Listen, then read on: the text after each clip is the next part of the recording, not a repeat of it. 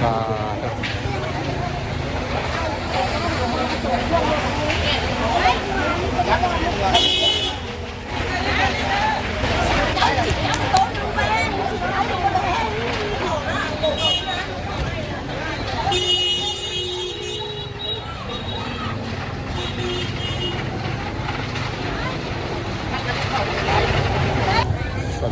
วัสดีสิทุกคนเนาะวันนี้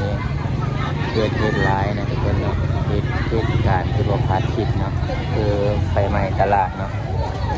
ไฟไหม้ตลาดรักษาอยู่เมืองตะแกรงแดนบางวันตอนนี้กำลังลามมาเนาะโซนนั้นจะเป็นโซนขายข้าวสารกับเครื่องใช้ทั่วไปนะทุกคนเนาะเดี๋ยววัฒนจะพาทุกคนเข้าไปบนไกลเด้อสุดละวนวุ่นวายเนี่ยนะทุกคนนะเมื่อกี้นี้ว่าทอนกับคนของซอยเขานะทุกคน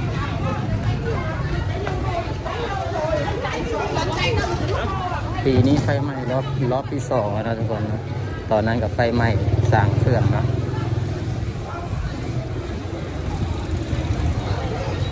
วุ่นวายแห้งทุกคนเสียใจนำเจ้าของร้านเนาะที่สูญเสียของขายเนาะขาย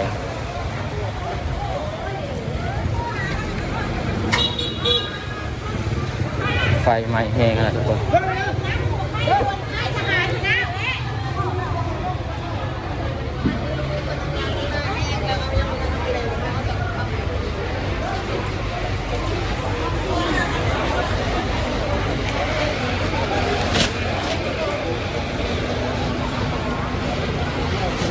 เบิดเลยนะทุกคนนะ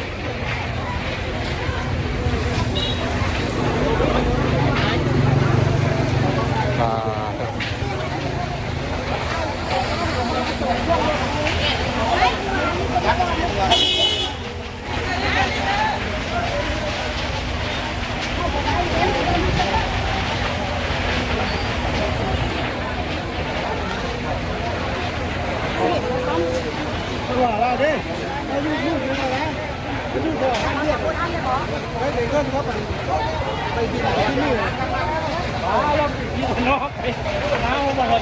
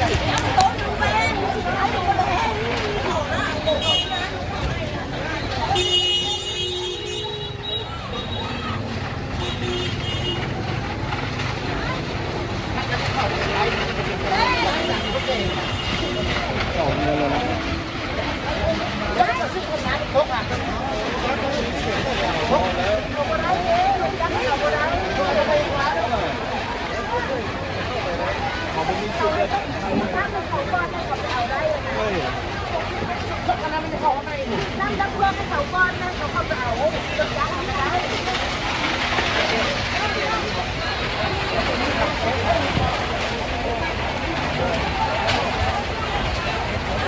ขอบคุณ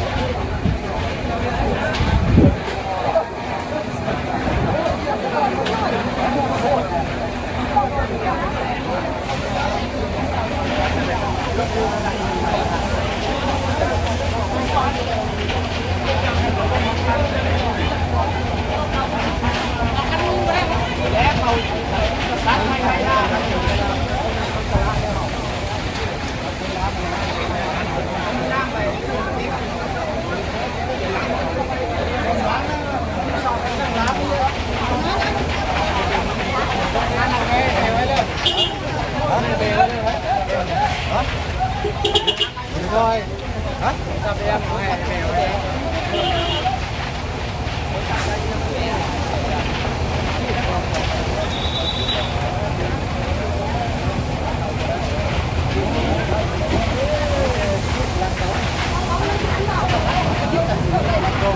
ดีเลยป่ะว่าจะแซ่บอกกระจับเลยมัดไว้บุกคนบุกตัวใหญ่นะฮะเป็นบ่เป็นใจไปแล้วเอาไปบ่มันเนี่ยไปอีกเลยมันเขาที่นี่หรอไม่เลยไม่เลย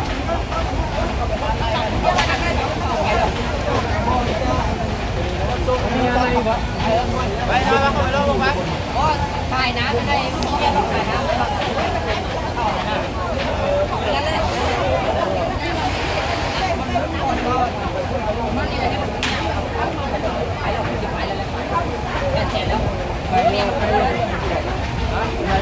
พ่อมันพ่อมันได้ดีพ่อมันพ่อพ่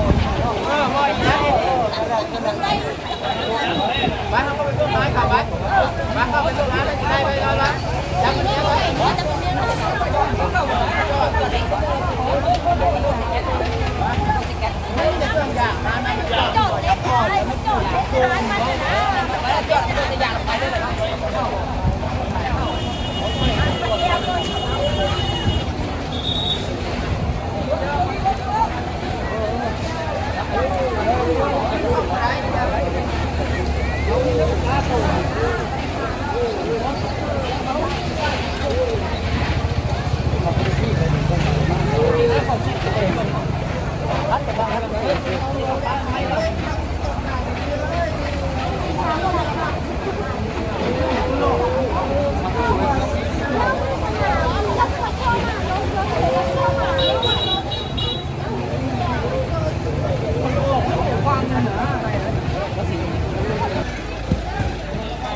ตอนนี้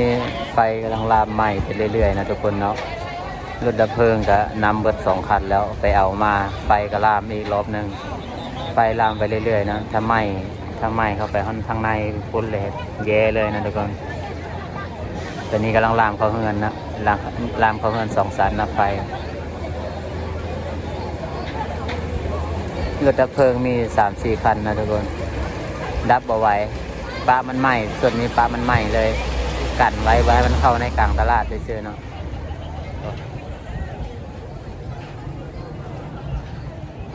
เสียใจน้ำเจ้าของร้านเด้อทุกๆร้านเลยนะบาดขาดสวยๆนะทุกคนเหตุการณ์ที่บ่มีใครอยากให้เกิดนะทุกคนเนาะปีนี้2 เทื่อแล้วนะทุกคนไฟไหม้ตลาดนี่ก็บอกว่าย้อนสาเหตุนี่นะเครื่องหลายกระแสไฟมันสอดก็นั่นก็ยังบอกว่าเนาะเราฟังเบิ่งเพิ่นหาเหตุการณ์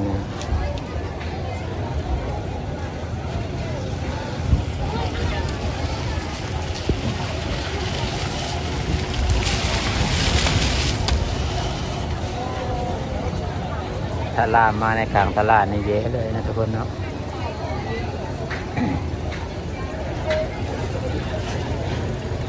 ไฟกำลังลามไหม้แห้งขนาดทุกคนถ้าลามเข้ามานี่เนี่ยเด็ดเลยเนาะรถดับเพลิงกับไปเอาน้ำตั้งแต่โดนเลยพันมาเนาะอยู่นี่บ่มีกองน้ำประปาใหญ่แบบที่อยู่ประเทศไทยนะทุกคนเขาบ่เฮ็ดไว้ต้องเข้าไปเอาอยู่ในเมืองเนาะเข้าไปเอาน้ำอยู่ในเมือง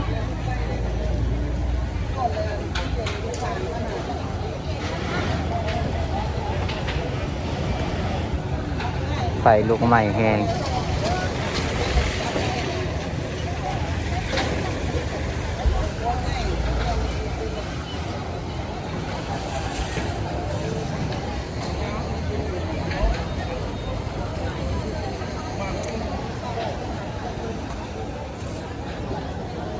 โอ้ไฟแห้งไหม้แห้งทุกคนฝนกับบตกคึมอยู่แต่บตกฝนก็ได้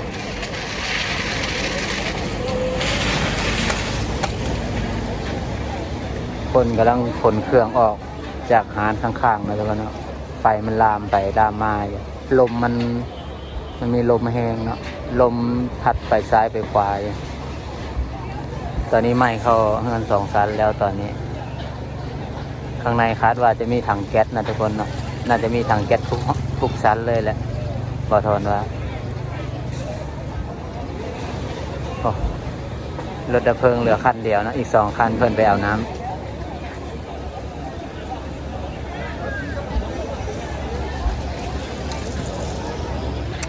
ตายทุกคนเนาะนั่นนี่เนาะ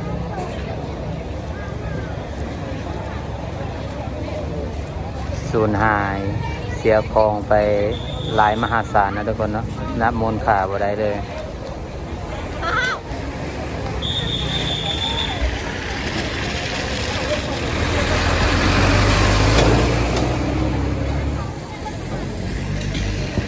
รถดับเพลิงเหลือคันเดียวทุกคน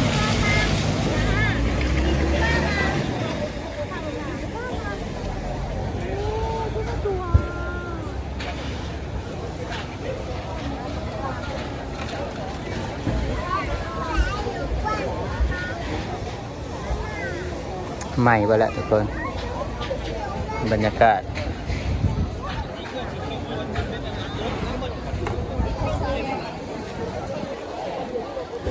แถวนี้จะเป็นโซน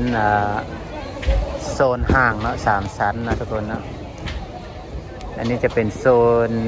ที่กำลังก่อสร้างชั้นถึงมาทุกคนชั้นลุ่มนี่จะเป็นห้างขายทองเนาะห้างขายทองห้างขายคำเนาะเขาเก็บคำเก็บทองกลับบ้านมาแล้วทุกคนเขายันไฟลาม